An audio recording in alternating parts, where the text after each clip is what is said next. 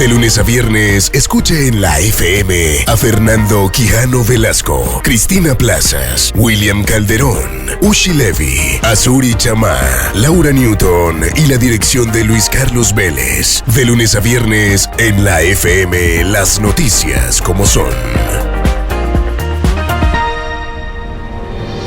Pierre Lapac, representante de la Oficina de la ONU para la Droga y el Delito en Colombia, afirmó en la FM que durante este año no va a bajar la cifra de los cultivos ilícitos. Está con nosotros a esta hora el representante de la Oficina de Drogas para Colombia, el señor Pierre Lapac. Señor Lapac, muchas gracias por acompañarnos. ¿Qué tal? Muy buenos días. Muchas gracias. Gracias por darnos unos minutos aquí en la FM. Lo primero que quisiéramos conocer es este informe nos pone como el país mayor productor de coca en el mundo. ¿Hay alguna razón por la cual estamos teniendo estas cifras tan graves? Claro, es un informe cual la ONUDC está produciendo y entonces son las cifras del año, al final de 2017. Obviamente que cuando hablamos de... Señor Lapac, hagamos algo, por favor. Creo que tiene el altavoz puesto. ¿Lo puede retirar? Es que se corta mucho la comunicación y no lo oigo bien. Ok. Ahora sí, qué diferencia enorme. ¿Aquí mejor? Uy, enormemente, señor Lapac. Muchísimas gracias. No, para nada. Nos estaba diciendo, este informe tiene alguna razón por la cual nosotros vemos a Colombia o se muestra a Colombia o se revela que Colombia es el país mayor productor de cocaína. Es un informe global del año que se acabó en el año 2017, entonces es un informe anual. Entonces es una foto que hacemos de un panorama de la oferta y de la demanda de drogas a nivel mundial. Obviamente cuando hablamos de cocaína, desafortunadamente, Colombia tiene una historia de producción de cocaína y entonces sigue siendo un aumento de la producción y del consumo, no solo en el país. Y entonces es una foto no más, pero el tema principal es que esta foto va a ayudar no solo Colombia, pero la comunidad internacional y los varios países en el mundo para determinar políticas para enfrentar este fenómeno y estrategias basadas sobre evidencia. Este informe no quiere echar la culpa a cualquier país, es solo una foto que producemos cada año para decir cómo se pasan las cosas. Y obviamente que sobre el tema de la cocaína y de la producción de coca, Colombia hay dificultades, hay que decirlo. Claro, pero enormes dificultades. Según este documento que ustedes presentan, señor Lapac, en 2017 Colombia llegó al nivel más alto de cultivos, dice en inglés record highs en la historia, generando el 70% de coca en el mundo, seguido por Perú y Bolivia. ¿Cómo hemos aumentado comparativamente con Perú o con Bolivia?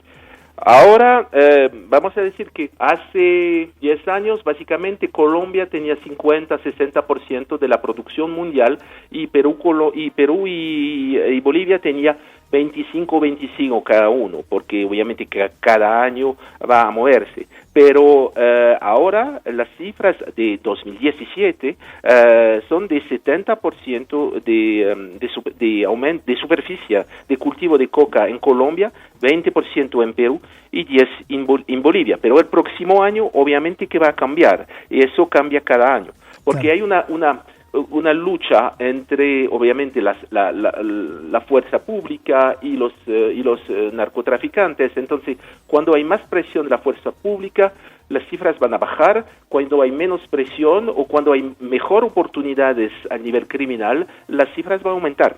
Antes de hablar de la expectativa, eso lo haremos en instantes, quisiera volver a este aumento significativo de la producción de coca en nuestro país que su informe señala.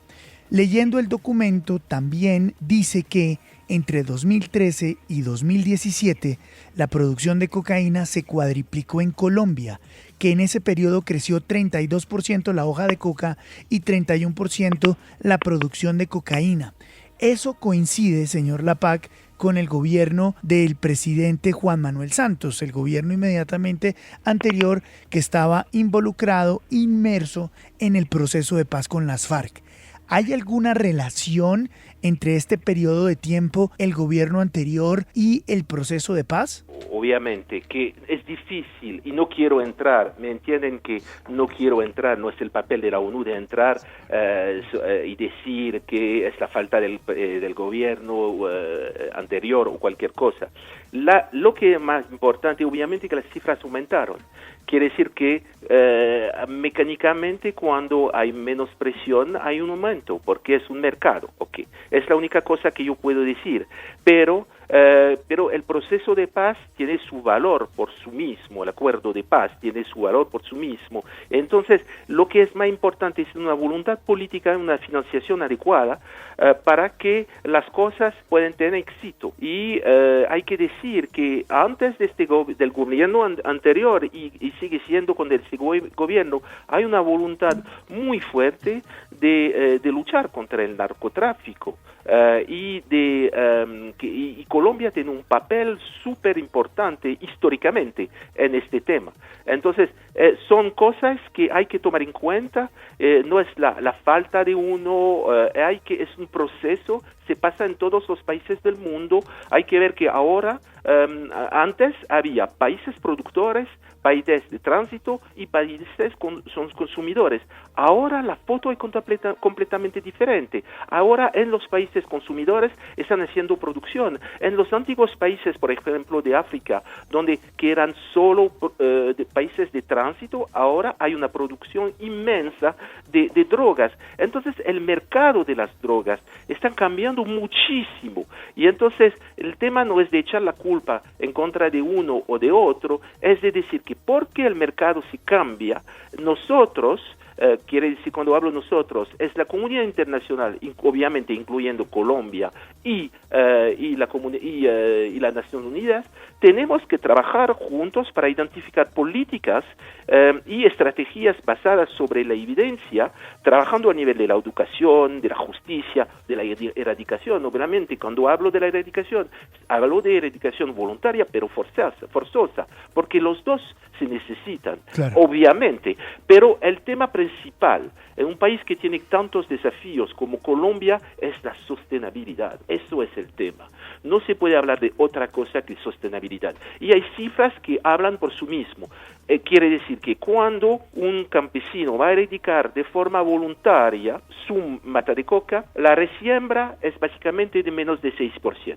Cuando hay erradicación forzosa, la resiembra es de más de 40%. Eso dice todo. Entonces, si un país como Colombia, y obviamente que lo quiere, y eso no es un tema político, quiere cambiar las cosas, se necesita de invertir en la sostenibilidad. Sí, señor Lapac, de todas maneras, pues aunque usted dice que en gran parte esto también es producto del aumento internacional de la demanda por cocaína, algo debió pasar en Colombia durante este periodo que ustedes mismos subrayan como el periodo de mayor incremento en la producción de coca.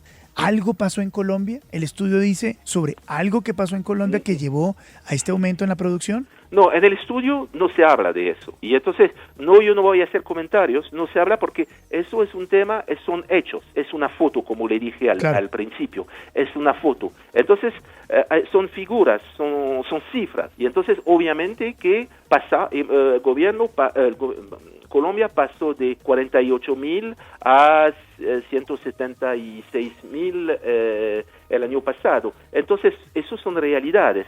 El tema es de no poner la culpa, para mí, es mi visión, es de decir, hay un problema, ¿cómo juntos lo enfrentamos? Con las varias herramientas que tenemos al nivel nacional, al nivel hemisférico y obviamente a nivel internacional. Y lo que yo puedo decir que hay una voluntad altísima de la comunidad internacional de apoyar a Colombia. Sí, señor Lapac, yo le hago esta pregunta con todo respeto y espero, por favor, que la reciba de esa manera.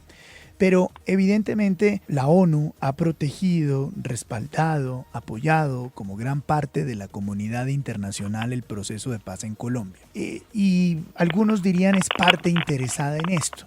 Entonces, por eso es que se cuidan los señores de la ONU en relacionar el proceso de paz con la fotografía que ellos mismos producen sobre la producción de cocaína en Colombia. ¿Esa es una crítica válida para usted? ¿Ustedes con una mano no quieren borrar lo que están diciendo con la otra? Entiendo perfectamente su pregunta, que es muy válida, pero no estoy de acuerdo. La ONU es una organización completamente neutra. Las cifras que vamos a producir cada año son resultados de foto, de análisis satélites, de discusión con las comunidades, obviamente con los actores institucionales, etcétera, etcétera. Entonces, esas cifras son la realidad. El tema es que hay que tomar en cuenta esta realidad y ver cómo podemos avanzar. Obviamente que la ONU tiene que hablar de paz. Si la ONU no habla de paz, ¿quién va a hablar de paz? Pero la paz tiene un precio y eso es lo más importante, es que trabajan juntos con los gobiernos y obviamente el gobierno colombiano para que las cosas se mejoren. No quiero, y lo digo de una forma muy transparente, no quiero esconder cualquier cosa, porque hay nada que esconder. Las cifras hablan por sí mismas, pero ahora ¿qué hacemos? Y eso es la realidad. Señor Lapac, en esa tarea, digamos que estamos desde muy temprano acá tratando de entender, pero para poder saber qué hacemos es necesario entender las causas, el origen. Es que no se entiende que Colombia hoy, con Pablo Escobar muerto, con el cartel de Cali extraditado en los Estados Unidos, tenga más peso en la producción de cocaína en el mundo entero que cuando Escobar estaba vivo y cuando los Rodríguez estaban campeando tranquilamente en Colombia. ¿Cuál es el origen? ¿Cuál es la causa? ¿De dónde sale la explosión de cocaína que se está dando hoy por hoy en Colombia? Porque hay un mercado, quiere decir que hay una persona que va a vender, una persona que va a comprar. Hay más compradores a nivel mundial, no solo en los Estados Unidos, pero en Europa, en cualquier país del mundo. Yo llego de África. Cuando yo llegué hace 7 años en África, no había cocaína. África era sola una zona de tránsito. Ahora en África hay muchos consumidores de cocaína pura o de crack cocaína. Entonces que están buscando, los criminales están buscando nuevos mercados. Y entonces esos nuevos mercados son un momento en los Estados Unidos, pero el futuro, voy a decir que el futuro de las drogas es realmente África, porque sociológicamente es donde hay un potencial de aumento inmenso. Entonces hay más consumidores y cada vez vamos a tener más y más consumidores y entonces hay más producción. Claro. Y hay nuevas drogas como drogas sintéticas que no existían hace 20 años y que ahora están poco a poco, si yo puedo decir, comiendo el mercado. Están tomando la parte la más alta del mercado internacional. Sí, teniendo en cuenta eso, que hay más demanda, que hay más consumo en el mundo, ¿por qué entonces el peso se le pone a Colombia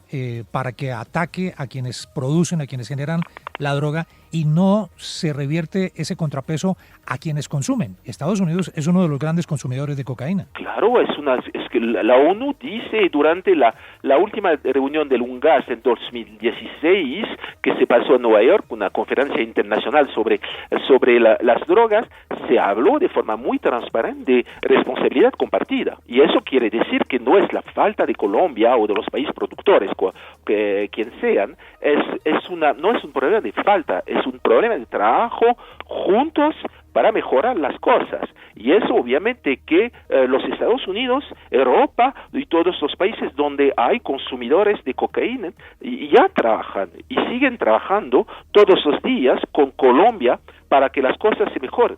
Señor Lapac, en Colombia, y usted trabaja con muchas comunidades y muchos proyectos, en Colombia somos expertos en hacer misiones, misión cafetera, misión de la palma, misión del banano, es decir, acompañar a los cultivos obviamente lícitos, pero nunca hemos hecho un estudio del cultivo como tal, del cultivo, de las familias que devengan su sustento de este cultivo, de los ciclos de este cultivo, de en qué temporada se sienta, qué tipo de variedad se siembra, y es decir, conocemos la óptica de la coca desde lo judicial, pero nunca desde lo básico que es un producto agropecuario.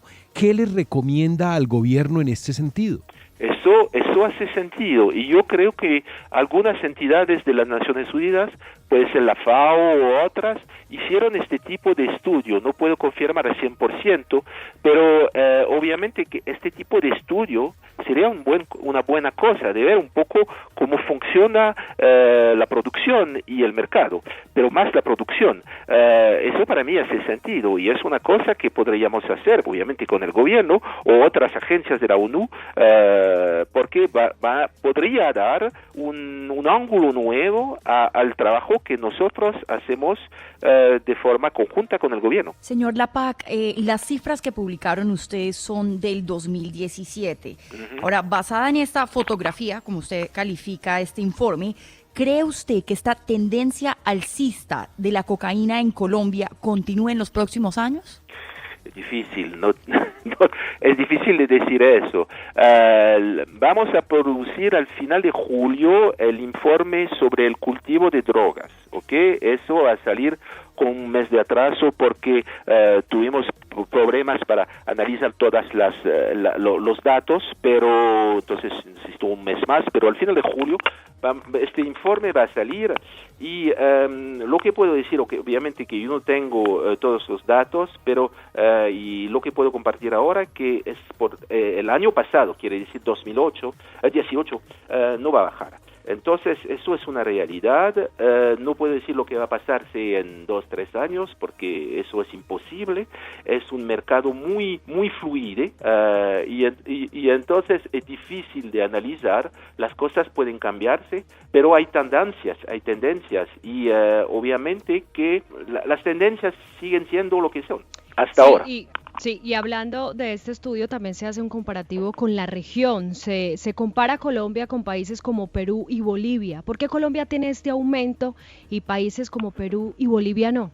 Porque las políticas porque Colombia aumentó y es difícil. Las políticas el trabajo que se hizo con las comunidades, el trabajo que se hizo a nivel político, todo este tipo de trabajo tuvo un impacto diferente en Perú y en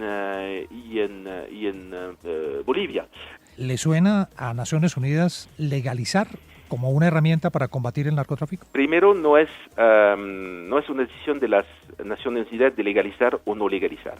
Es una decisión que los Estados miembros toman durante una reunión anual que se llama la Comisión sobre Drogas, Commission Narcotic Drugs en inglés, y entonces que se pasa en Viena, que es la sede de la ONU-DC. Entonces todos los 195 Estados miembros se hablan por una semana de esos varios temas, obviamente incluyendo de la legalización. Primero, eso no es nuestra decisión, es una decisión política de los gobiernos y de los Estados miembros de ir sobre este camino o no ir sobre este camino. Pero la legalización o la regularización es una decisión soberana de cada Estado, claro, tomando en cuenta varios factores. Y obviamente que no es solo el problema del narcotraficante o del productor, pero igual del consumidor y de sus familias. Entonces es porque se necesita en cualquier lugar políticas integrales que tocan obviamente la parte legal, la parte policial, justicia, pero igual, de la misma forma, y voy a decir de la forma más importante, los efectos de la salud y el programa de desarrollo, prevención, mitigación, eso es la realidad. El tema de la legalización es importante, pero no es fundamental. ¿Puede trazarse de alguna manera con estas cifras, con estas fotografías que toma periódicamente la ONU, la efectividad también del uso de la aspersión aérea del glifosato para erradicar cultivos? Claro, no voy a esconder que funciona, glifosato funciona, pero hay impacto a nivel social, del medio ambiente, salud, etcétera, etcétera. Pero técnicamente, obviamente, que el glifosato funciona. El problema, como yo le dije, del glifosato o de cualquier tipo de erradicación forzosa es el problema de la sostenibilidad. Quiere decir que si cada 3 meses o 4 meses tienen que pasar de nuevo con un avión y para hacerlo, no hace mucho sentido. Cuesta una fortuna técnicamente y no hace mucho sentido porque nunca puede pararse. El tema es que pasar de una cultura de ilegalidad a una cultura de legalidad, eso es realmente el tema.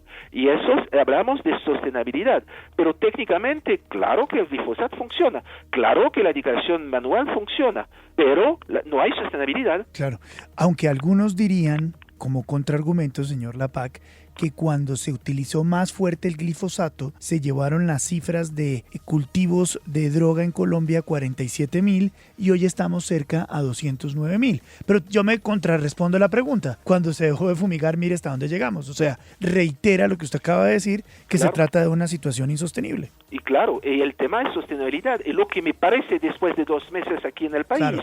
Lo que me parece que Colombia necesita encima de todo es sostenibilidad. Esa estructura de narcotráfico que tenían las FARC, que hoy ya son un partido político en Colombia, quedó intacta, quedó en manos de otras organizaciones o incluso de los llamados disidentes de las FARC, que fueron los guerrilleros que no quisieron sumarse al proceso de paz. Es difícil de hablar con certeza de este tema. Quiere decir que cuando la FARC desapareció de este negocio, obviamente que dejó una oportunidad, vamos a decir, económica a otros grupos.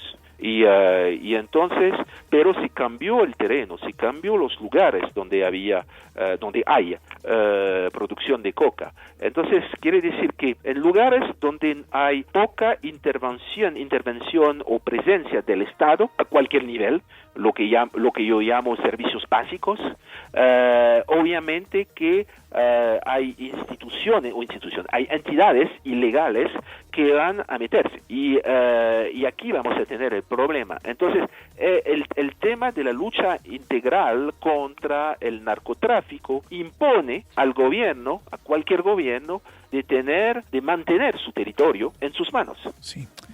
Señor Lapac, pues no sabe lo mucho que hemos disfrutado esta entrevista, esta conversación y este análisis tan claro que usted presenta esta mañana aquí en la FM. Es usted muy gentil, muy amable, muchas gracias. Muchísimas gracias. Hasta luego. En la FM, las noticias como son. La opinión de Abelardo de la Espriella en la FM.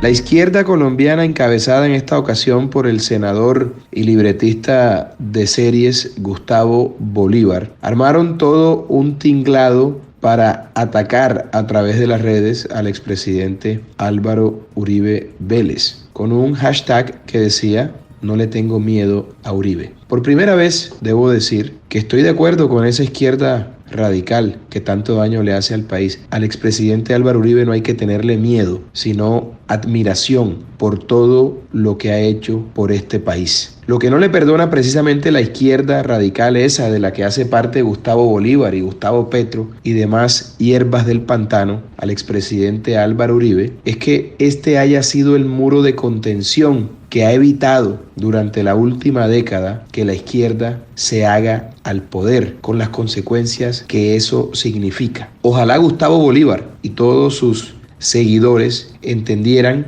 que a quien hay que tenerle miedo es a aquellos que apoyan el narcotráfico, que apoyan el consumo de drogas, que apoyan la afectación de la inversión, que apoyan dictaduras en el resto del continente, es decir, la misma izquierda. A la izquierda colombiana hay que tenerle miedo. La izquierda colombiana da miedo, porque lo que propone la izquierda colombiana es la involución, es el retroceso. Con la izquierda colombiana no habrá futuro jamás, porque lo que quieren es venganza, porque lo que quieren es retaliación, porque están llenos de odios, de complejos y de inseguridades. Así que olvídense de ese cuento. No nos van a arredrar con esos montajes en redes. Todo lo contrario, nos alienta al país pensante para seguir dando la pelea por esta Colombia que tanto queremos.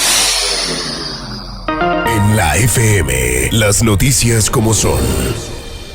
Alberto Schlesinger, decano de Economía de la Universidad de Sergio Arboleda, se refirió en la FM al documento que elaboró la universidad en conjunto con la ANDI y la multinacional Bayer sobre los efectos del glifosato. Está con nosotros Alberto Schlesinger, él es decano de Economía de la Universidad Sergio Arboleda.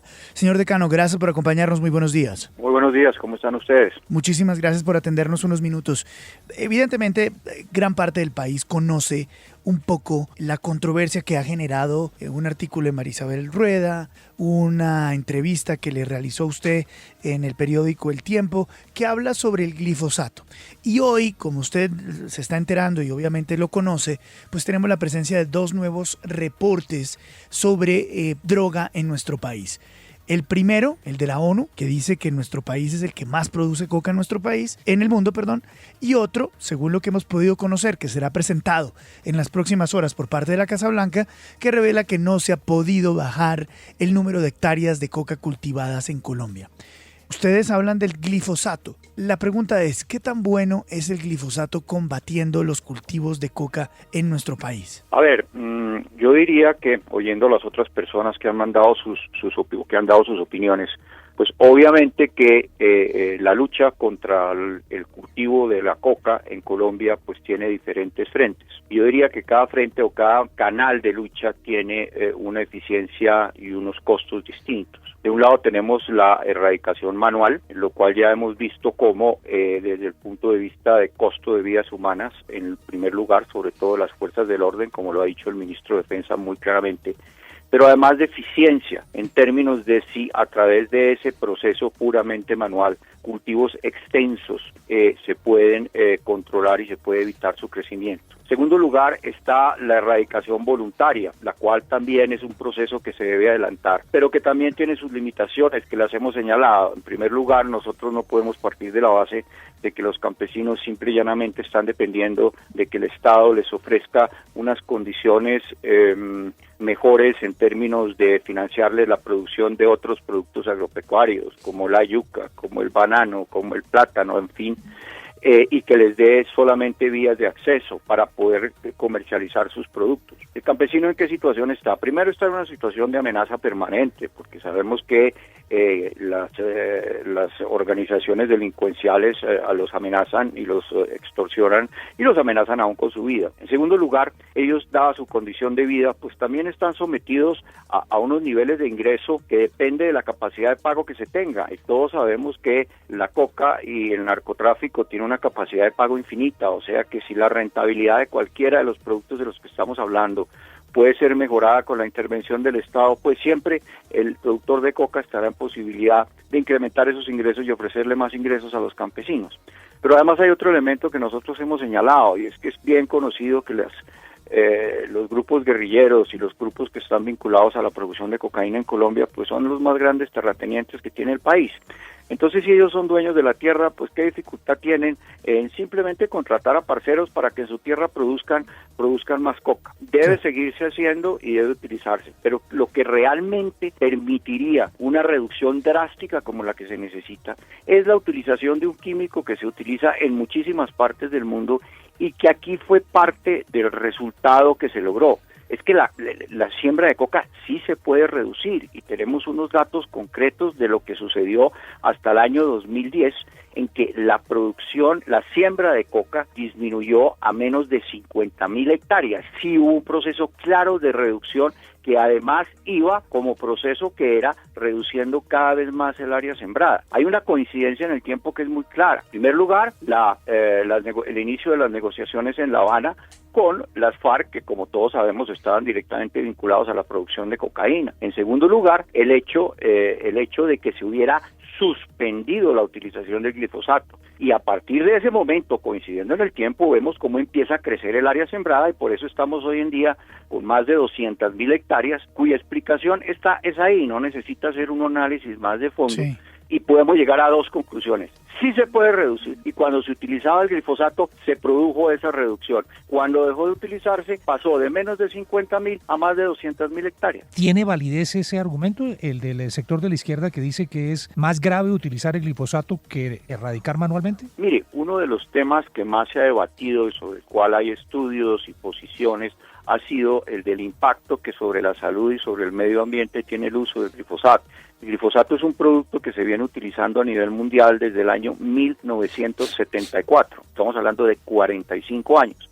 Así como hay una serie de argumentos de quienes defienden el uso del glifosato, de quienes se oponen al uso del glifosato, pues hay otra serie de hechos que son contundentes que los podemos reducir muy rápidamente. Son 45 años de uso de un producto que además está autorizado su uso en 160 países diferentes, y hasta donde yo tengo entendido, conocimiento es de que hoy en día ningún país lo prohíbe, y que además no solamente se utiliza para el tema de cultivos ilícitos, el glifosato es de amplia utilización, no solamente en el control de la coca, que está en zonas aisladas, con bajas densidades poblacionales, etcétera, sino que se utiliza en la producción de los principales alimentos. Cuando usted ve que en Colombia se utiliza, en el caso de todo lo que son legumbres, en el caso de todo lo que es café, en el caso de lo que es banano, pero además también ve a nivel mundial en qué productos también se utiliza, pues se utiliza exactamente los mismos productos en unas proporciones muy altas.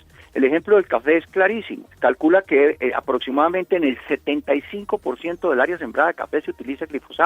Entonces la pregunta que uno hace es si el glifosato se utiliza masivamente en sectores que están ubicados en centros no tan aislados, mucho más vinculados a las zonas de población, y por otro lado se utiliza en productos que son alimentos, y no solo se utiliza en Colombia, sino se utiliza en todas partes del mundo, ¿por qué el glifosato no se debe utilizar entonces en la producción de coca?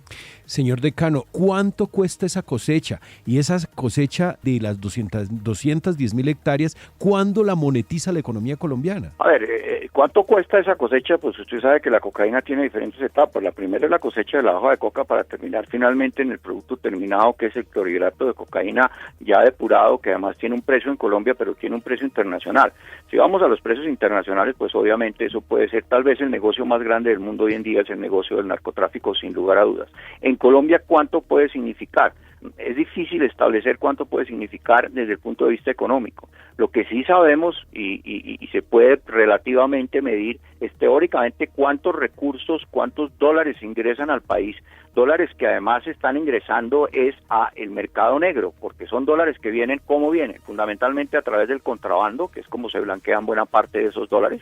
En segundo lugar, son dólares que se utilizan para la compra de armas que abastecen a los grupos al margen de la ley. En tercer lugar, esos dólares que se ofrecen, como bien lo decía hace un momento, están incrementando la demanda la oferta de dólares, con lo cual se está afectando el precio del peso, lo cual a su vez afecta el valor de lo que reciben los exportadores legales, lo que recibe la industria, lo que recibe el sector exportador, y contamos con un peso revaluado en forma artificial, porque no es que esté revaluado por el poder y la capacidad económica formal, sino que está revaluado por una actividad económica que está al margen de la ley. Esos son los elementos que hay que tener en cuenta, que todos son negativos, porque van desde el contrabando, pasan por el financiamiento de la violencia de los grupos armados y terminan obviamente afectando variables macroeconómicas, como es el tema referente, por ejemplo, al tema de la tasa de cambio en Colombia. Señor decano, usted aceptó ayer en una entrevista en El Tiempo que la Universidad Sergio Arboleda no cuenta con facultades que se dediquen a las disciplinas científicas, ¿no? Que no tienen facultad de química, ni de ciencias biológicas, ni de ningún tipo científica, ¿verdad? Todas nuestras disciplinas son científicas. Es decir, lo que nosotros especificamos es que hay unas disciplinas más cercanas al tema, como puede ser, si lo miramos desde el punto de vista de la salud pública, sí, pues disciplinas relacionadas con la salud pública no las tenemos. Okay. Si es decano, química, pues química. Si es agronómicas, pues agronómicas. No las tenemos en la universidad. Ok, perfecto. Le quiero preguntar porque lo que usted dice en el estudio, pues básicamente es un resumen de temas sociales, jurídicos y políticos, pero hay otros estudios que sí son científicos, como uno que realizó la Universidad de los Andes, que hizo una comparación entre la aspersión con glifosato en la frontera con Ecuador y concluyó que la población que sí estaba recibiendo la aspersión con glifosato tenía abortos inesperados en un mucho mayor número que la población que no la recibía del lado de la frontera ecuatoriano. ¿Usted considera que este debate tiene que ser científico o que solamente se tiene que limitar a los temas jurídicos y políticos? Dos precisiones. En primer lugar, y desde el principio lo dejé muy claro y en la entrevista así se dice, no estamos hablando de un estudio, estamos hablando de un documento. Un documento en el cual lo que nosotros hicimos con el apoyo de otras entidades, una de ellas la ANDI y la otra la Bayer, que es la entidad que es dueña, digamos, por decirlo así, aunque hoy en día cualquiera lo puede utilizar, de este producto. Lo que hicimos fue organizar una serie de conclusiones, de opiniones, de estudios, de realidades en un documento que no tiene más de 36 páginas y que lo que trata de establecer es eso. Decano, exactamente cuál fue el aporte de Bayer. Yo quisiera saber si hubo aporte económico, porque se ve un poco mal desde el punto de vista de la ética y aparentemente si Bayer apoya este estudio, pues a algunas personas les parecería que carece de imparcialidad, teniendo en cuenta que Bayer pues comercializa el Roundup. Perdón, ¿usted se está refiriendo a la ética? ¿En qué sentido? Pues ustedes están haciendo un informe sobre el glifosato diciendo que no genera cáncer y es financiado o por lo menos apoyado por Bayer. Perdóneme un momento. ¿Puedo hacer una precisión? La primera precisión es que nosotros no estamos haciendo un informe diciendo que no genera cáncer. Quien dice que no genera cáncer o puede no generar cáncer o no es cancerígeno en la Organización Mundial de la Salud, no somos nosotros. Nosotros no hacemos ese tipo de afirmaciones. En segundo lugar, si usted lo que está implicando es que hay algún problema o limitación ético, suponiendo que nos están financiando la Bayer a la universidad para que haga ese documento, tengo que decirle que no es así. Y me gustaría saber de dónde puede usted llegar a esa suposición de que hay un problema, una confrontación ética en eso. En tercer lugar, el hecho de que Bayer, como afiliada a la ANDI, esté participando es porque Bayer es la entidad que generó hace 45 años, generaron ese componente y son los que lo conocen y lo aplican. Nosotros simplemente le pedimos la opinión a Bayer en el sentido de que nos diera información que la mayor parte ni siquiera es producida por ellos. Es producida por entidades de los Estados Unidos, es producida por la FAO, es producida por la OMS, es producida por estudios de universidades reconocidas como la Universidad de Purdue en los Estados Unidos. Sí, pero ¿hubo plata de Bayer o no hubo plata? ¿Plata para quién? Para el informe de la Sergio. No, señora. Okay. A través de la ANDI. Menos. ¿Por qué no le preguntan al presidente?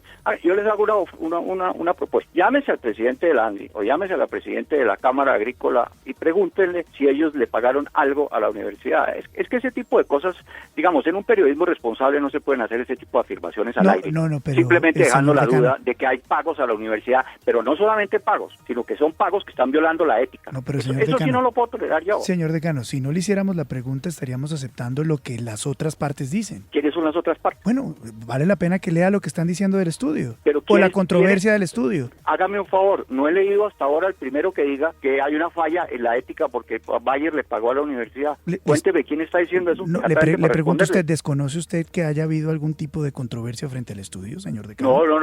No me cambie el tema. No, le estoy preguntando, ¿desconoce usted que haya controversia frente al estudio? Tiene que haber toda y que haya toda la controversia. Señor decano, no se moleste, le estamos haciendo preguntas que corresponden a la ética del documento. Me parece lamentable que usted se ponga tan mal cuando le pregunten sobre la financiación del documento. Perdón, afortunadamente esto está al aire. Por supuesto que sí. Que ha habido problemas de ética porque nos le pagaron a la universidad. Se lo preguntaron, señor decano, no lo afirmaron. Y yo le estoy contestando que no. Bueno, por eso. Entonces, ¿por qué está la molestia si le están preguntando? Sí, porque es que ese tipo de preguntas no se hacen. ¿Usted nos va a decir que nosotros debemos preguntar lo que usted quiera o cómo es el asunto? No le voy a decir nada. Ustedes bueno. Por Dios, ¿cómo se le ocurre? Bueno, pero es lo que nos está diciendo, señor decano. Que debe preguntar. Claro. Fíjese lo que termina pasando, señor decano, que un estudio que es muy interesante termina siendo avasallado porque usted se molesta sobre el origen ético del estudio. Lo termina destruyendo, señor decano. No hay ninguna violación ética porque según ustedes no nos han pagado nada, ni primero ni la ANDI, y en segundo lugar mucho menos Bayer. Entonces esa es la realidad. Entonces queda contestada su pregunta. Claro, se lo estamos preguntando. Lo grave sería que usted nos dictara las preguntas, señor. Contestado. Bueno, perfecto. Señor decano, muchísimas gracias por darnos unos minutos aquí en la FM. Es usted muy gentil. En Colombia, Luis Carlos Vélez. El dato de Cristina.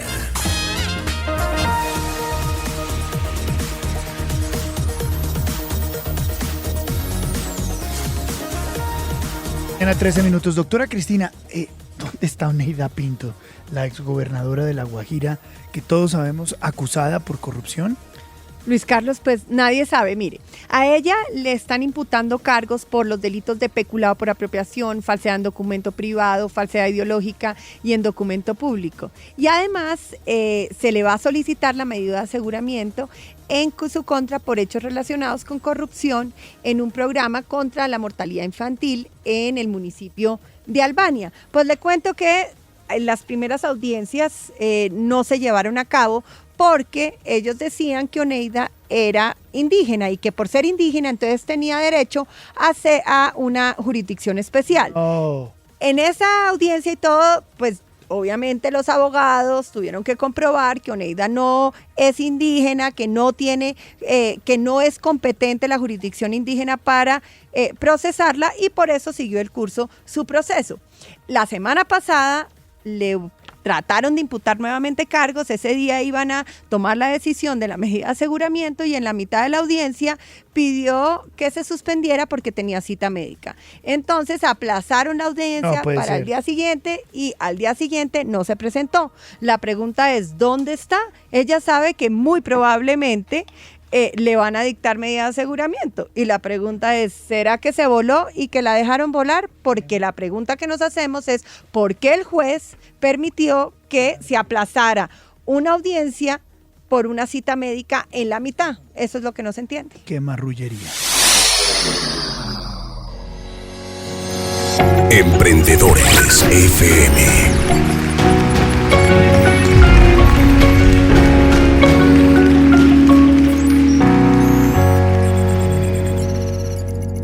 Emprendedores FM. Manuel Torres, director general para Cabify Colombia en cabina de la FM, anunció que el próximo mes tendrá el servicio de patinetas eléctricas en el país. ¿Quién no conoce Cabify en Colombia? Esta empresa española que trabaja utilizando modelos de teléfonos celulares, de aplicaciones, para hacer que la movilidad de muchos en la capital y en diferentes ciudades del país sea mejor. Es una multinacional, ¿no, profesor Fernando Quijano? Sí, señor. Que nació en España. Sí, señor. Y además es de estas empresas disruptivas en el sector de la movilidad y del transporte, y que de una u otra manera le han cambiado la forma como las personas cogen el taxi, o bueno, se mueven el taxi, o toman el taxi. Sí. El cojan le pareció como raro. Me parece un poco fuerte, sí. Sí, el cojan, pero lo que pasa es que es una colombianada. Yo hablo aquí, las personas que cogen el taxi. Sí, bueno, señor. no sé cómo explicarlo. A mí también me suena raro, pero bueno. Esto le suena raro, ¿no? Rarísimo. 8:20, pues está con nosotros Manuel Torres, director general para Cabify Colombia. Manuel, gracias por acompañarnos. Buenos días. Hola Luis Carlos, muy buenos días para ti y para toda la mesa. Momentico. Usted es chileno, ¿no? No puede ser. Sí, es que empecemos por donde corresponde. ¿Manuel es de Chile? No, yo soy hijo de padres chilenos, pero nacido en Colombia y criado toda mi vida aquí. Bueno, ¿y cómo va a solucionar el problemita que tenemos? Tenemos un problemita este viernes, ¿no? Yo me siento 99% colombiano y solo 1% chileno. Pero habla usted como chileno, no habla precisamente como paisa. No necesariamente. Soy criado en la costa y llevo 15 años viviendo aquí en Bogotá, entonces por eso puedo tener un acento confuso, pero más colombiano que el mote de queso. Solucionemos este problema. Este viernes, Avancemos. ¿Cómo queda el partido, Manuel? Colombia gana 3-0. Eso es una discusión.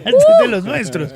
Eso está perfecto. Lo Manuel, único que tiene de chileno es el hablado. Sí, es el hablado. Manuel es muy joven, 30 años, ¿no? 30 años, sí. Manuel es el director general para Cabify Colombia. Así es. ¿Cómo hace para los 30 años ser director general de algo? No soy director general de nada a los 30.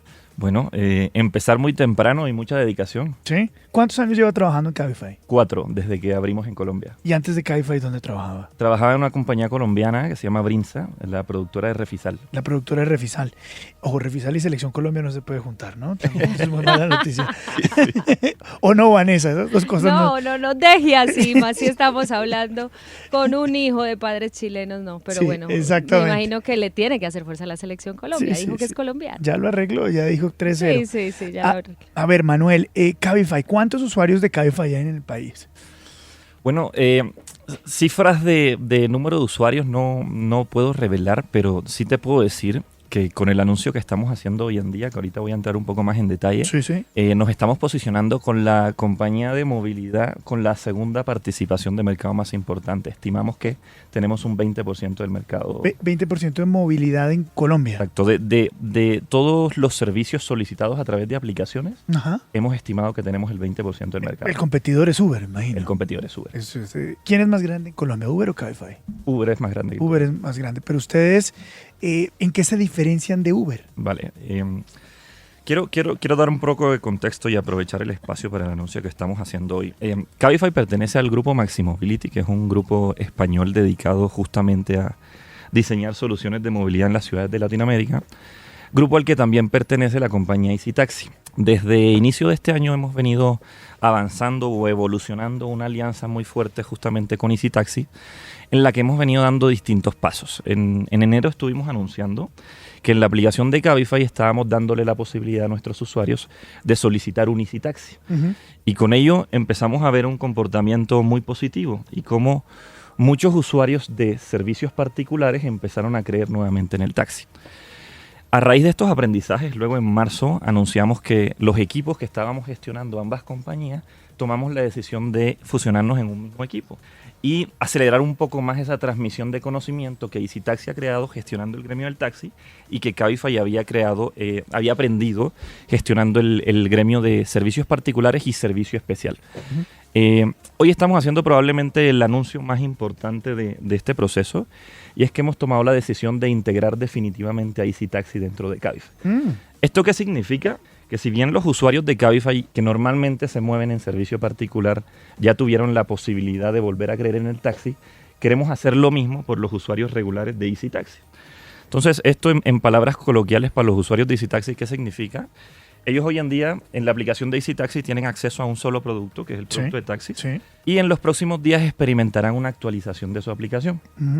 Esa actualización de su aplicación evolucionará directamente a la aplicación de Cabify, en donde además de seguir pidiendo su taxi regular como toda la vida lo han hecho, van a poder tener acceso a todos los productos que Cabify en los 4 años en Colombia ha venido ofreciendo. ¿Cuáles son esos 2 productos? Son 2. El primero es Cabify Lite, que es un vehículo, es una categoría donde puedes contactar con un conductor de servicio particular. Y el segundo se lo ofrecemos únicamente a los clientes corporativos. Tenemos una división de negocio B2B, de hecho que fue con la que empezamos en Colombia, en donde ofrecemos un producto de camionetas de servicio especial para las empresas. Con esto que estamos buscando, consolidar a Cabify como la única plataforma integral de movilidad en las ciudades latinoamericanas. Es decir, que ya tú no necesites ir de aplicación en aplicación buscando el transporte que más se ajuste a tu necesidad. Todo va a estar centralizado en una sola aplicación. Va a estar centralizado en Ahora, una sola aplicación. ¿esto qué significa para un taxista general? Dice, miércoles, yo tengo mi taxi o manejo un taxi por las mañanas. ¿Un taxista normal y corriente puede ser ahora miembro de Cabify? Tal cual. De hecho, el anuncio que estamos haciendo hoy es que esta integración la vamos a hacer por pasos. Estamos empezando primero con la aplicación de pasajeros, y es lo que está empezando esta semana. Y una vez culminemos la integración de pasajeros, empezaremos nuevamente con el mismo proceso de cara a conductores. Estimamos que esto va a empezar en agosto. ¿Y esto qué implicaciones tiene para un taxista? Pues básicamente solo cosas positivas. Puesto que va a seguir trabajando con exactamente las mismas tarifas y el mismo acuerdo que hoy día tiene con Easy Taxi, sino que ahora, además de los usuarios regulares de Easy Taxi que siempre los han pedido, va a tener acceso a muchos nuevos usuarios que acostumbraban a moverse en vehículos distintos. Don Manuel, por lo que veo, usted llega a que están en la misma condición que Uber, en el uso del carro particular. Es decir, como no está reglamentado, como no está legalizado, están en un terreno gris y por tanto es ilegal. ¿Qué proponemos nosotros? Justamente desde 2017 nosotros nos tomamos el trabajo de redactar nuestro propio proyecto de ley que entregamos a distintas entidades del Estado y a algunos congresistas, justamente demostrando nuestra disposición a regular el servicio que prestamos. Entre las propuestas que teníamos estábamos... Cosa que no está bien, ¿no? Que una empresa privada haga lo que usted acaba de decir, un proyecto de ley y se lo entrega a unos congresistas, es como si Odebrecht le hiciera un proyecto de ley a un congresista y tramite eso. Los proyectos de ley pueden ser de iniciativa gubernamental, de iniciativa parlamentaria o por comunidades, no una empresa privada haciéndole un proyecto de ley a unos congresistas. Ojo con el tema. ¿Qué queremos hacer nosotros? No simplemente quedarnos sentados de brazos cruzados y ver cómo no pasa nada. Básicamente lo que queremos ser es una voz propositiva en materia regulatoria. Vemos, por la problemática que acabo de explicar, una desigualdad de condiciones en 2 gremios que llevan 6 años enfrentándose. No queremos quedarnos callados, queremos ser propositivos, estamos dispuestos incluso a que el servicio particular pueda ser grabado con un impuesto de rodamientos que pueda justamente buscar balancear un poco la carga excesiva que hoy tienen los taxistas.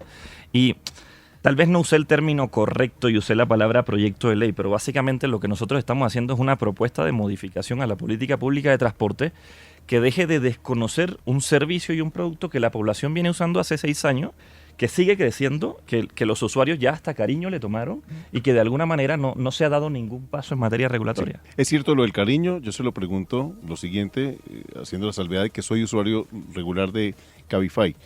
Pero en este orden de ideas, ¿qué va a pasar a partir del momento de esa fusión, de esa alianza, con los vehículos particulares no regulados? Es decir, voy a tener yo una aplicación en la que tengo un servicio regulado y un servicio no regulado y yo como usuario decido. Es exactamente eso lo que queremos promover. Cuando decimos que el foco de Cabify es consolidarse como una plataforma integral de movilidad, nosotros lo que queremos es ofrecerte opciones para que tú decidas qué es lo que se adapta mejor para tu trayecto específico. Pongo un ejemplo. Puede ocurrir que, no sé, en una zona donde el gremio del taxi esté mucho más desarrollado, hablemos de una zona del sur de la ciudad, muy probablemente en horario nocturno, conseguir un vehículo de servicio particular sea muy difícil, puesto que los conductores no acostumbran a trabajar en esa zona. Sin embargo, el taxi se ha desarrollado en toda la ciudad, tiene una densidad mucho más grande y probablemente en ese momento del día, en esa zona de la ciudad, a ti te beneficie mucho más moverte en un taxi. Sí. Pero también puede ocurrir que a las 10 de la mañana, en una zona del norte de la ciudad, donde los vehículos de servicio particular están disponibles y de alguna manera por ser una hora valle tienen unas tarifas muy bajas, puede ser que en ese momento te beneficie moverte en un servicio particular. Y hoy en día estamos hablando únicamente de servicio particular y taxi, pero a lo que queremos llegar es mucho más allá. De hecho, voy a aprovechar el espacio para hacer un pequeño anuncio. Y es que en las próximas semanas, además de taxis y servicio particular, tenemos pensado involucrar a la aplicación de Cabify también un servicio de patinetas eléctricas. Entonces, ya no solo vas a tener la posibilidad de contactar un taxi y un vehículo de servicio particular, sino que si también tengo un trayecto de 400 metros, donde en una zona densamente poblada con mucho tráfico, pues voy a encontrar una opción que se adapta mucho mejor a mi necesidad. El tema que nos ha sucedido muchas veces, a mí me ha pasado, por ejemplo, es que me bajen de alguno de estos vehículos la policía y me diga que me tengo que bajar sí o sí. Si yo estoy montada en un Cabify y viene la policía en el aeropuerto, pasa muchísimo, es un tema complicado, y me quiere bajar de un Cabify, ¿puede hacerlo? Esas son las cosas que se podrían evitar si existiera una regulación, ¿ya? En la estricta norma, el policía está en su derecho, pero son las cosas que si justamente promovemos lo que hoy en día estamos promoviendo, que es el balance de carga, y que pueda existir una regulación para el servicio particular, son cosas que podríamos evitar. Pero está en su derecho, o sea, hoy un policía está en su derecho de bajarme del carro. Sí, desafortunadamente sí. Sí. Una pregunta que siempre con todas estas plataformas que han emergido hace poco tiempo y que de una u otra forma han puesto en jaque el sector, digamos, habitual de transporte, como son los taxis, y es el tema de los impuestos. ¿Ustedes qué tipo de impuestos pagan por la utilización del espacio público? Y obviamente las vías de una ciudad como Bogotá o Medellín o Cali. Quiero cuando se refiere a utilización del espacio público, se refiere al negocio de patinetas. No, taxis. Vale, o sea, voy a hablar de qué tipo de impuestos pagamos. A diferencia de muchos de nuestros competidores, donde su modelo de ingreso a los mercados funciona como operación desde el extranjero, Cabify en todos los países en los que opera se constituye como una empresa colombiana. Entonces, hoy en día, tanto Cabify Colombia como Easy Taxi Colombia son compañías constituidas en Colombia que registran sus ingresos aquí. Con ello, tienen las mismas obligaciones tributarias que cualquier compañía en Colombia. Renta, IVA y absolutamente todas. ¿Por qué no está regulado ese tema? Es decir, venimos desde hace muchos años hablando, pidiéndole al Ministerio de las TIC que regule, pidiendo al Ministerio de Transporte que regule. ¿Por qué no se regula? Es decir, hay una mafia ahí, es decir, los transportadores de vehículos regulares, de taxis, ¿tienen un monopolio de ese servicio? ¿O qué es lo que ocurre? ¿Por qué no hay interés del gobierno en o legalizar o en regularizar lo que ya está ocurriendo? Creo que es un terreno en el que no me quiero meter, no quiero usar la palabra mafia ni nada relacionado. Lo único que te puedo decir es que comparto tu frustración y tu pregunta de que no nos explicamos cómo después de tantos años un producto que está teniendo tanto éxito no ha podido avanzar en materia de regulación. Manuel, pues muchísimas gracias por darnos estas explicaciones de Cabify, que es un producto que cada vez quieren más los colombianos, que funciona y que ojalá entre en la regulación para que todos estemos tranquilos y ustedes puedan seguir creciendo. Luis Carlos, muchas gracias. Y felicitaciones, 30 años, director general para Cabify Colombia, por Dios. ¿Cuántos empleados tiene Cabify en Colombia? Tiene 250 empleados y de hecho una buena parte de ellos es que desde Bogotá tenemos el call center para toda Latinoamérica. Entonces, ¿Cuál es el promedio de edad más o menos? el promedio de edad está en 29 años. Pero solo Colombia. Todos jovencitos. Ojo que solo Colombia, ¿no? Sí. América Latina, ¿cuántos? En América Latina somos más de 1.000 empleados. Colombia tenemos un equipo un poco más grande, por lo que le contaba, justamente porque le damos servicio a todos los países en temas de servicio. Jóvenes haciendo negocios interesantes en Colombia. Manuel, muchas gracias por acompañarnos, muy gentil. Gracias a todos. Muy Gracias. Mantenga la FM en Twitter. Síganos. @la FM. Ricardo Ávila, director del diario Portafolio, explicó en la FM las razones de su decisión de renunciar al medio de comunicación. Esto en medio de un recorte de personal en el diario El Tiempo de cerca de 100 trabajadores. Saludamos hasta ahora a Ricardo Ávila, director del diario Portafolio. Señor Ávila, gracias por acompañarnos. Buenos días. Buenos días, Carlos. ¿Cómo va todo? Ricardo, pues aquí un poco tristes porque nos estamos enterando que después de 12 años va usted a dejar Portafolio. ¿Qué fue lo que pasó?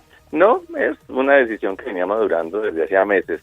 El momento de la epifanía, como dicen, tuvo lugar a comienzos del 2019 cuando comencé a escribir el editorial de qué le esperaba a la economía colombiana este año y de pronto en la mitad del primer párrafo dije, ya llevo haciendo esto mucho tiempo. Entonces le conté a Roberto Pombo, el director del Tiempo, y como en febrero, pues sí comenzamos a ambientar el tema, de tal manera que esto ha sido madurado largo rato, pues básicamente porque quiero seguir escribiendo, pero quiero hacerlo a un ritmo un poco menor. Entonces la idea es que yo voy a seguir vinculado con la casa editorial del Tiempo y con el periódico El Tiempo en particular, como en historias y entrevistas y una columna, pero de los más o menos 60 textos que yo escribo hoy al mes, pasar a 8 o a 10 me parece una mejora bastante sustancial. Ahora, Ricardo, sería una grosería desconocer que esto se da en medio de los anuncios de despidos masivos que se dieron en las últimas horas en El Tiempo.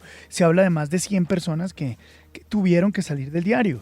Sí, eso es verdad y digamos que este es un tema, son dos temas independientes, coincidió pues una noticia con la otra, pero la verdad la otra es absolutamente lamentable. Yo por supuesto no estoy en el lado de la administración en ese sentido, no conozco los números, pero pues uno observa lo que ha pasado en diferentes medios impresos en todas partes del mundo y lo que se ve es efectivamente estos recortes de las plantillas que tienen que ver con el cambio de un modelo de negocio muy radical, atribuible a que los ingresos por publicidad pues vienen bajando y a que los lectores todavía tienen una actitud ambivalente hacia el pago del contenido. Entonces, pues me imagino que cuando las cifras no cierran, pues pasa esto y pues esto no es el primer medio en Colombia al que eso le sucede y como le digo, esto es lamentablemente una tendencia mundial. De acuerdo, pero ¿qué está pasando particularmente en El Tiempo? ¿Económicamente no da el asunto? No, pero es que yo no conozco la cifra, Luis Carlos, me imagino que esto tiene unas razones fundamentadas, pero yo no formo parte de, digamos,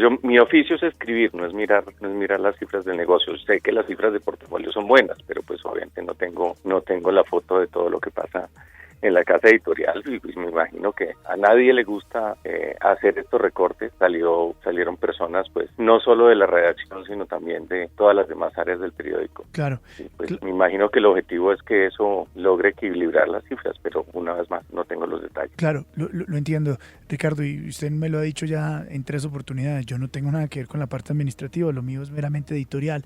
Pero desde la parte editorial quisiera preguntarle, hombre, pareciera un contrasentido, y lo digo con el irrespeto y responsabilidad de estar afuera, ¿no? Adentro, cuando las papas queman, es completamente diferente. Pero cuando uno ve nombres tan importantes como el suyo, que usted ha dicho que no tiene nada que ver con esta salida, pero con otros nombres como el de Marisol Gómez, como personas que llevan tanto tiempo en la redacción, que son, digamos, estandartes editoriales, que se les deje ir en un momento en que editorialmente también estamos amenazados, parecería ser un contrasentido, ¿no?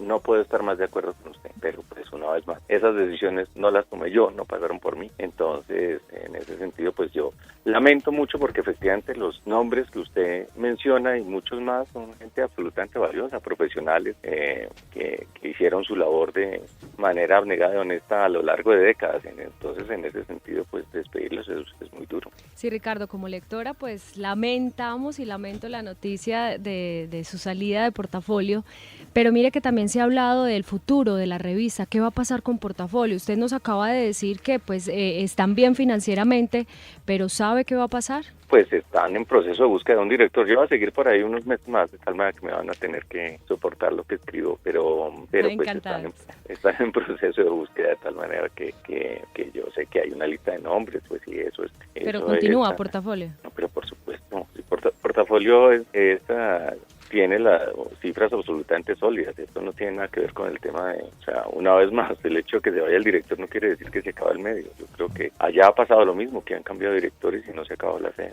Ricardo, ¿qué reflexión hace en torno al futuro de la profesión, lo que está pasando con los medios de comunicación, que como bien lo menciona usted, no es un tema exclusivo del Tiempo, sino de muchos medios y de medios en el mundo entero? ¿Hacia dónde va esto? ¿Cuál puede ser la fórmula a la que se están acercando los medios de comunicación y en especial los impresos que tienen tantas dificultades para sobrevivir? ¿Qué reflexión ha hecho? ¿Qué ha pensado al respecto? No, en el caso concreto de los impresos, lo que es evidente es que el modelo que sirve para aguantar esta avalancha es el pago por contenido. Pero una vez más, la pregunta es si la gente que está acostumbrada a leer el contenido gratuito está dispuesta a pagar una suscripción digital. En algunos casos, indudablemente, eso ha sido muy exitoso. El caso más extraordinario de todos es el del diario New York Times, que hoy en día tiene, si se suma lectores en digital y lectores en impreso, tiene la circulación más grande de su historia. Lamentablemente, esa tiende a ser la excepción y no la norma. Son pocos los diarios en el mundo en los cuales consiguen un buen número de lectores que paguen la suscripción digital. El argumento en favor de esa suscripción digital, en todo caso, se basa en que la gente está acostumbrándose a pagar por contenido. Antes la música o los videos se bajaban gratis de internet. Hoy en día, pues la gente ya paga su suscripción a Spotify o a Apple Music. Pero indudablemente que es un tema complejo. Los que entraron a competir, Ricardo, tampoco han tenido un panorama muy halagador. Se está dando ya una burbuja en esas plataformas nativos digitales que han tenido que cerrar o también hacer despidos enormes porque no resisten, no son sostenibles. Eso es absolutamente cierto. No, realmente, pero les voy a dar un dato que es muy impresionante. El año pasado en Colombia la publicidad cayó 2%. Estábamos en una situación de desaceleración de la economía y uno lo puede asociar a eso. Pues las ventas de publicidad de Google y Facebook, según lo dicen en Colombia, según lo dice la gente que sabe del tema, crecieron 45%. Entonces es evidente que la torta de la cual derivan los ingresos, los medios, pues ha cambiado radicalmente en su distribución. Me acuerdo un dato de hace 2 años. El periódico Le Monde en Francia, pues que es toda una institución del periodismo, en el año 2017 vendió 50 millones de euros en publicidad y Google en Francia vendió ese año 1.500 millones de euros. Entonces, claro, frente a esas dimensiones uno entiende por qué surge la crisis y lamentablemente, una vez más, con unas pocas excepciones del Economist, del Financial Times, el Wall Street Journal, el New York Times, la verdad es que la inmensa mayoría de medios hacen gárgaras para sobrevivir. Señor Ávila, buenos días. Le habla Suri Chamá. Creo que nos hemos enfocado en ver qué va a pasar con los medios de comunicación y qué está pasando, pero ¿qué va a pasar con esta profesión que tanto queremos? Con millares de jóvenes que se gradúan cada semestre en todas las ciudades, centenares de colegas que ahora lastimosamente están en la calle. ¿Va a desmejorar el periodismo en Colombia? ¿Va a ser una profesión poco atractiva? ¿Quién va a pagar los platos rotos? No, indudablemente el problema es que el tema del empleo, por lo menos en medios tradicionales, se va a ver afectado. La gente va a seguir comunicando y lo va a hacer de otra manera. Y en ese sentido, pues uno ve en todo caso el surgimiento de las oficinas de comunicaciones, la participación en redes, los community managers.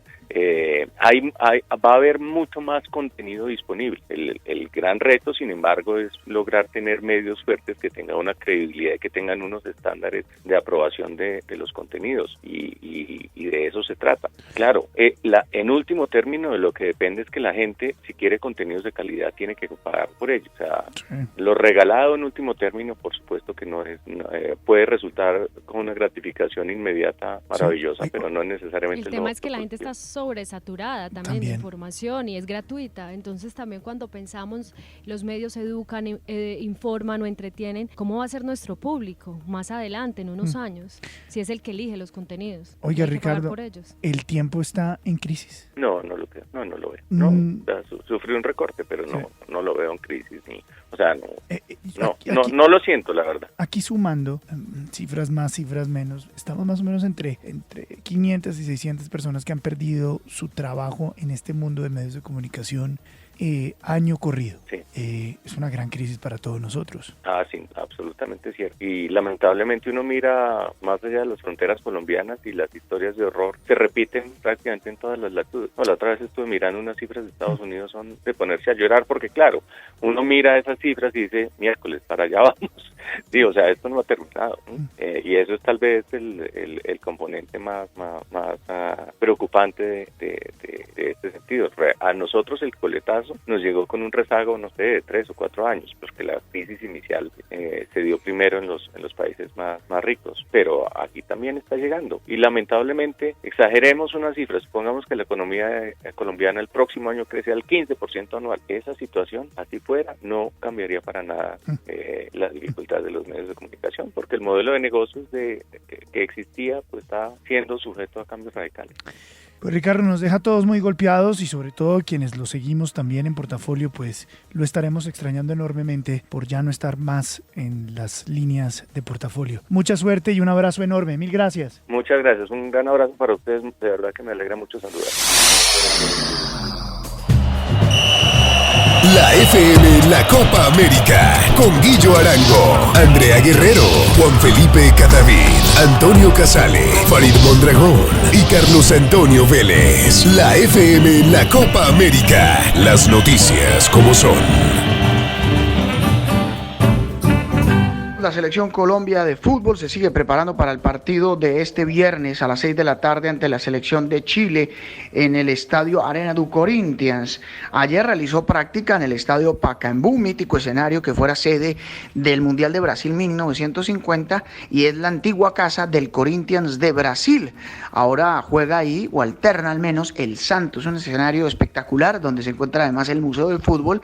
Ayer realizaron un trabajo táctico y para hoy a las 2 de la tarde habrá atención a la prensa de un par de jugadores de la selección colombiana de fútbol y después entrenamiento táctico nuevamente a manos del técnico Carlos Queiroz. El equipo de Colombia ayer ya contó en su preparación con David Ospina, quien regresó hace 2 días a la concentración de Colombia debido pues al preocupante estado de salud de su señor padre. Pero bueno, ya está el plantel de 23 jugadores, incluyendo Johan Carbonero, quien fue el convocado en lugar de Luis Fernando Morel, aunque no pueda ser parte del equipo participando en la Copa América, simplemente es para completar los trabajos tácticos del equipo.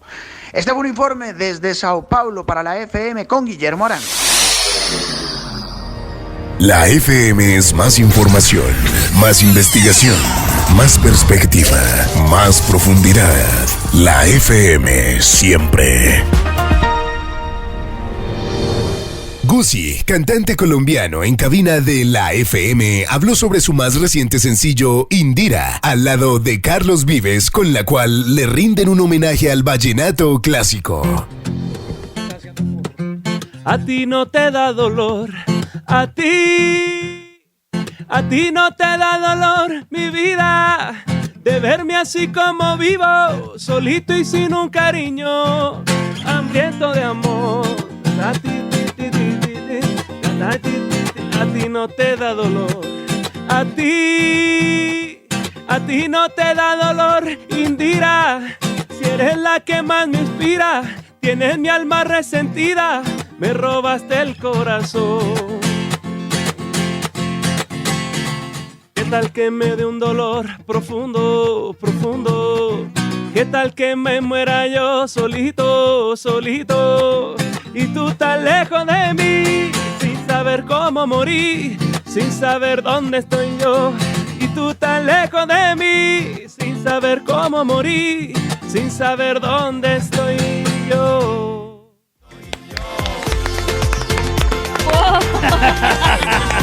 Bueno, mañana mañana, 20 minutos. Gusi, muchas gracias por estar con nosotros. Muy buenos días. Sí, Luis Carlos, buenos días a todo el equipo aquí. Feliz de estar esta mañana compartiendo con ustedes. Solecito en Bogotá, que casi no se ve.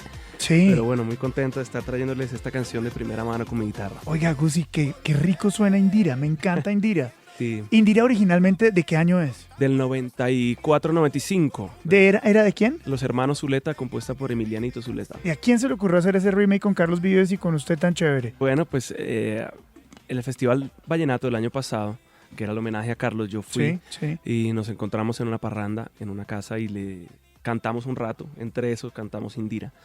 Y le dije, después de uno de los cortes, como que me senté ahí en un bordillo con él, le dije, oye, yo quiero algún día hacer una canción contigo, pues primero agradeciéndole por todo lo que ha hecho, por nuestra música, etcétera, etcétera, porque era su homenaje. Y me dice, claro, vamos a hacer algo. Y yo dije, bueno. ¿Cómo es Carlos? No, vamos. Claro, aquí estamos, vamos a hacer algo. Y al otro día nos volvimos a encontrar en un paseo en el río y me dijo, Gusi, ven acá, ya sé qué es lo que vamos a hacer, tengo un proyecto, vamos a hacer algo juntos, pero yo tengo ya claro qué es lo que vamos a hacer. Yo, bueno, quedó con la intriga. Claro, porque al día siguiente cantamos. Habla el maestro y uno también se tiene que... Claro. ¿no? Y una semana después, ya estando en el estudio, él me tiró la pelota. No, listo, vamos a hacer una canción, pero vamos a hacer un clásico. Ajá. Y la canción es Indira, porque ese día la habíamos cantado en esa parranda y había generado como una sensación ahí distinta. Sí. ¿no? Como esa emoción de la gente. Y bueno, aquí estamos, ya un año y pico después. Gusi, no deja de ser una apuesta, digamos, para los que lo vemos desde afuera, dura, ¿no? Porque mientras todo el mundo está como en unos vallenatos diferentes, que a algunos les gusta, a otros no nos gustan, ustedes recuperar la esencia del vallenato es pues riesgoso, digamos. Sí, ¿no? es riesgoso, pero fíjate que el apoyo desde un principio ha sido fundamental, porque nos fuimos directamente donde el compositor, que es Emilianito. Sí. Me fui para Valledupar, lo entrevisté y tuvimos una charla de 1 hora y media acerca de los clásicos de esta canción, de qué opinaba de la canción. El tipo estaba feliz, básicamente como recibiendo también su aprobación. Lo mismo con Poncho Zuleta, con quien me comuniqué también antes de ayer. Sí. El hombre está muy contento. ¿Les gustó? Está muy contento con la canción. Entonces también es como un respeto que hay hacia el folclore. Saben también lo que ha hecho Carlos por el vallenato también. Entonces también era como un sello de garantía que no íbamos a inventar nada. Al estar Carlos ahí, pues también, por supuesto, se abrieron muchas más puertas. Y yo también estoy muy agradecido con él, pues, y con todo el equipo, porque logramos hacer lo que tú dices ahora, un remake, o sea, volver a hacer una canción que era tan importante en una época, y sobre todo con un clásico, es meterse con parte de la cultura caribe, y es delicado, pero al final, con mucho respeto, logramos sacar esta canción que ya va muy bien. He visto que ha sido un éxito en videos de YouTube. Lo han visto miles y miles y miles de personas. ¿Esperaban esta reacción? Pues no tan rápido, yo por lo menos no tan rápido, pero ya pasamos los 3 millones de visitas.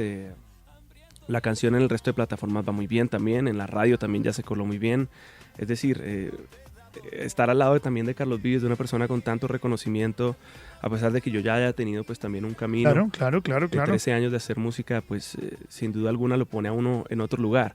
Y entonces, bueno, hay que aprovechar todo esto también, aprovechar y disfrutar sobre todo el momento. Le quiero decir, Ushi, que hoy, en este momento, soy el más popular entre todas mis amigas.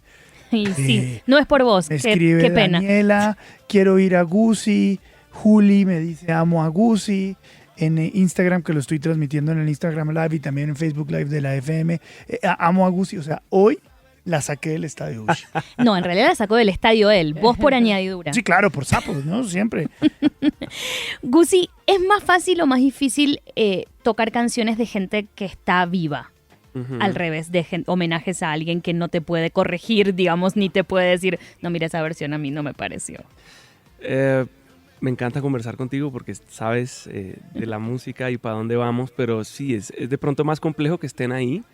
Yo tenía mucho susto cuando me fui a ver con Emilianito en Valledupar, pero el abrazo con el que me recibió, además que él tiene fama de ser una persona un poco estricta y un poco más seria en su trabajo. Incluso también por eso ha tenido pues algunos enfrentamientos con su hermano, con Poncho, pero me recibió brazos abiertos, con una sonrisa. Hombre, gracias por rescatar esta canción. Me contó la verdadera historia de esta canción. Que Contanos. Él estuvo a punto prácticamente de quitarse la vida por esta mujer. La amenazó a ella como diciéndole, pero era una broma, él se estaba jugando una broma, pero era porque quería conseguir su amor o quizás que le dieran una pruebita de amor, como él lo decía. Hombre, yo desesperado la llamé y le dije, si tú no me paras bola, yo me pego un tiro. Gusi, ¿quién lo inspira? ¿A quién le canta? Dios, tantas cosas, principalmente porque bueno, es un estilo de vida que escogí hace muchos años. Segundo, claramente mi familia. Tercero, obviamente pues la gente que me sigue, los fans, la gente que de alguna u otra manera se conecta con mi música, hacen sus historias de amor a través de mis canciones y eso al final yo creo que es lo que más pesa para seguir cantando. El inicio de su carrera, Gusi, pues fue en otros ritmos. Sí. Lo recuerdo y también dirigido a una población juvenil, a niñas de colegio. Ese giro, ese paso al vallenato, ¿por qué? ¿Por qué se metió por ahí por el vallenato? ¿Qué está pasando con el vallenato? Bueno, digamos que yo no puedo negar que tengo sangre de esta tierra, tengo sangre villanuevera y de Plato Magdalena. Por ese lado, la música que hago me jala muchísimo. Yo siempre he estado ligado al vallenato, pero cada quien lo interpreta a su manera. En este caso, cuando empezamos con el grupo, con el dueto, con Gusi y Beto hace algunos años, pues siempre estuvimos muy ligados al vallenato, pero se hacía de una manera distinta. Tal vez con el pop actual fusionábamos muchas cosas del pop. Yo al haberme criado en Bogotá, recibía otro tipo de información que quizás en la costa no. Y fusionábamos estas dos cosas. Y luego más adelante, cuando empecé mi proyecto como solista, quise seguir consolidando ese sonido.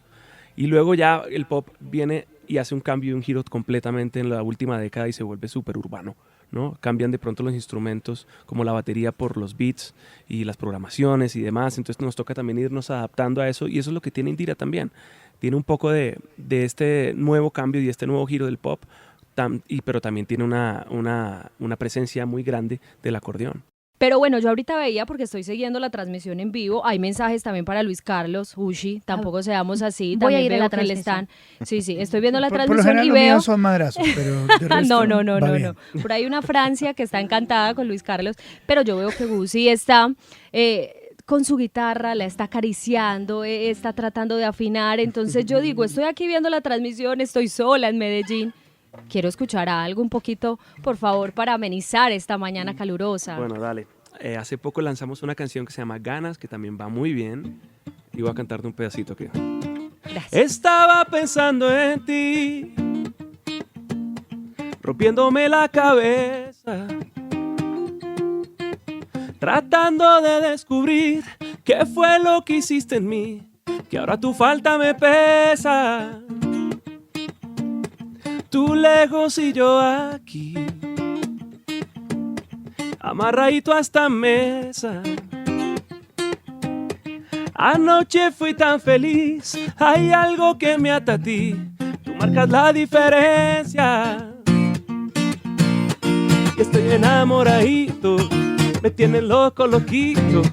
Yo quiero verte de nuevo para comerte a besitos. Estoy esperando un mensaje, tus ojos son mis señales. Desordenaste mi vida, me está gustando este viaje. Yo te tengo ganas, tú me tienes ganas. ¿Qué tal si nos vemos este fin de semana? Yo te tengo ganas, tú me tienes ganas. Y que no se acabe la fiesta hasta el domingo por la mañana. Qué rico suena, ¿no? La sonrisita de todos en esta cabina están todos. Y la mía acá en Medellín. Yo quiero preguntar una cosa. A ver, Gusi, yo oigo sus letras. Yo tengo que decir que me encanta el trabajo de Gusi hace mucho rato. En mi casa tiene fans que lo ponen todo el día. Ahora, cuando oigo música de otra gente, a mí me da ganas de taparle los oídos a mi hija, que tiene 2 años. Porque digo, las letras de que yo te cojo y te pongo y te salgo y me desesperan, ¿no? Y ahora que, hombre, todo esto funciona en plataformas, ¿no? Entonces ponen en YouTube, arranca una canción y eso va increciendo sexualmente. O sea, si yo lo veo desde afuera, digo, miércoles, o sea, es que ya hicieron de todo, ya no van a dejar nada, ¿no? Ya no hay sorpresa. ¿No? Pero en cambio encuentro en sus letras otra cosa. Y digo, hombre, ¿será que uno tiene que ser sexualmente explícito para triunfar? Yo no creo. Yo creo que nosotros tenemos una responsabilidad muy grande como músicos y artistas y sobre todo comunicadores. Y como te dije al principio también, y se lo dije a Ushi, o sea, yo comunico y yo enlazo historias yo enlazo corazones a través de mi música. Prefiero yo cantar en matrimonios, en fiestas y en celebraciones de amor que en este tipo de letras que a veces son, digamos que tan pobres y carentes de sentido, que yo digo, ¿hasta dónde vamos a llegar? Pero por mi lado, pues yo procuro simplemente hacer lo mío, hacer mi labor bien como artista, aprovechar también que mi música se oye por todas partes, que tenemos varios canales de comunicación para hacerlo bien, para dejar un buen mensaje y no arrepentirme. Yo también tengo hija, otra que está por nacer y no quiero que ella escuche mi música y diga, papá, ¿tú qué estabas haciendo? Sí, correcto. Ayer tuvimos una discusión, Guzzi, dura acá en la mesa, porque estábamos hablando si los artistas tenían que ser integrales o no. Sí. Entonces, porque estábamos hablando de Michael Jackson, yo soy muy crítica y digo que yo no oigo a Michael Jackson porque tiene acusaciones de violencia sexual contra niños, o que no me parece que hagan producciones de un Diomedes Díaz que no dejó ningún mensaje positivo, habiendo tanta gente buena y que cambia el mundo, y artistas que realmente llevan un buen mensaje y que dan buen ejemplo. ¿Usted qué opinión tiene? ¿El artista tiene que ser integral o no? ¿Usted oye a un artista que no es una buena persona? Sí, yo oigo a Michael Jackson y oigo mucho a Diomedes también. Yo me quedo más que todo con la música. Si me pongo a juzgar, de pronto, pues entro en una labor equivocada que de pronto no me incumbe, y yo trato de dejar mi mensaje a mi manera. De pronto, sí, es complicado de pronto para ustedes que están directamente desde el lado periodístico buscando ese momento donde el artista hizo tal embarrada o tal cosa. Yo me quedo con la música que al final me inspira, o con el personaje que me inspira. Cuando veo a Michael Jackson en una tarima, ¿quién no sonríe? ¿Quién no se emociona? Cuando veían a Diomedes, cuando él salía sin ni siquiera cantar, que generaba una euforia, que era una cosa sin igual aquí en Colombia. Vendió más discos que Michael Jackson, incluso en la época de Thriller. Él vendió más discos en esa época que Michael Jackson. Y Dios mío, es que pusiste dos ejemplos muy... Pero les enviaría un mensaje a los artistas, no a ellos dos, sino en general a los artistas. Claro, pues por supuesto que hoy en día hay que cuidarse mucho más de cada cosa que pasa. Hoy en día estamos súper expuestos a que cualquier cosa nos la divulguen, nos la publiquen. Yo desde un principio de la entrevista lo dije, claro, yo estoy tratando de dejar un mensaje por mi hija, por mis hijas, por mi familia, porque sé que estoy dejando un mensaje claro y una historia que ellas seguramente con los años van a ir a buscar, a ver qué fue lo que yo hice y por qué su papá es quien es, ¿no? Y eso es lo que yo claro, me preocupo por mí como Andrés Acosta, no como Guzzi, como ser humano, como ciudadano y cohabitante de este país. Guzzi, tocan el domingo, ¿no? Tocamos el Carlos domingo. Vives en Neiva. Sí, allá vamos a estar. Yo voy a estar acompañando al máster. Y bueno, hace 8 días estuvimos en Neiva. Ellos empiezan fiestas 15 días antes y estuvimos allá celebrando en Olé, nos fue súper bien. Y ahorita vamos a rematar pues ya con Indira, que la traemos de la mano. ¿Ya tiene algo en la cabeza para lo que se viene? Bueno, pues vamos a ver. Yo con Indira vamos para adelante con todo. Viene el disco también, viene una gira final de año, así que muy pendientes. ¿Una última tocadita de algo para despedir, Guzzi? ¿Qué quieren? ¿Alguna por favor, de las viejitas, de las nuevitas? De las viejitas, que son las que nos encantan todavía. Un clásico. Un clásico de Guzzi. Yo te pido perdón por haber estado ausente. No pienses que lo nuestro para mí es indiferente. Se me pasan los días compartiendo con la gente. La música me lleva por lugares diferentes y yo escogí esta vida de viajero permanente para contar historias que me nacen de repente, cantar 10,000 canciones que despierten emociones. Mi mundo gira y gira hoy en varias direcciones. Mi amor, no seas así, que he venido cabizbajo solamente para decir que tú tienes razón cuando te pones celosa, porque ha pasado el viento y se ha llevado tantas cosas. Ya no nos queda tiempo de mirarnos ni sentirnos, y hoy vengo decidido a remediar lo que has vivido. Y tú tienes razón cuando llego tarde a casa, y tú tienes razón porque olvido lo que pasa. Yo te pido perdón, ya conozco tu intuición, y tú tienes razón, aun cuando no la tengas, siempre tienes la razón. Felicitaciones, Guzzi, muchas gracias por darnos algunos minutos aquí en la FM, es un placer tenerlo acá. A ustedes, muchas gracias por esta buena energía que me transmiten para seguir el día, muchas gracias. Esta es la FM. A ti no te da dolor, a ti no te da dolor. De lunes a viernes, escuche en la FM a Fernando Quijano Velasco, Cristina Plazas, William Calderón, Ushi Levy, Azuri Chamá, Laura Newton y la dirección de Luis Carlos Vélez. De lunes a viernes en la FM, las noticias como son.